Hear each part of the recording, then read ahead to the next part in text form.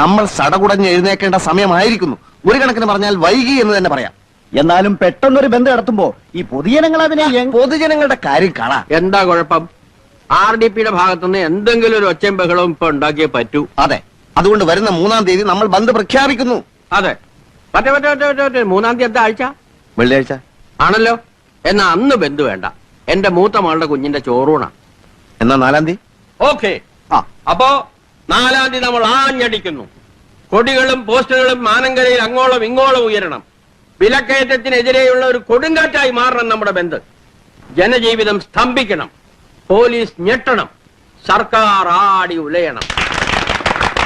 ഈ ആശുപത്രിയുടെ മെഡിക്കൽ ഷോപ്പിന്റെ കാര്യത്തിൽ നമ്മൾ എന്ത് നിലപാടെടുക്കും? അടപ്പിക്കണം. ബന്ദ് പൂർണ്ണമാവണമെങ്കിൽ ആശുപത്രി അടപ്പിക്കണം, മെഡിക്കൽ ഷോപ്പ് അടപ്പിക്കണം. അപ്പൊ ഇലക്ട്രിസിറ്റിയുടെയും പാൽ വിതരണത്തിന്റെയും കാര്യത്തില് എന്തത്ര സംശയം? ബഹുജനങ്ങൾക്ക് ജീവിക്കാൻ അത്യാവശ്യമുള്ള എല്ലാ സ്ഥാപനങ്ങളും സ്തംഭിപ്പിക്കണം. അതാണ് വേണ്ടത്. ഇതിത്ര ചോദിക്കാനൊക്കെ ഉണ്ടോ?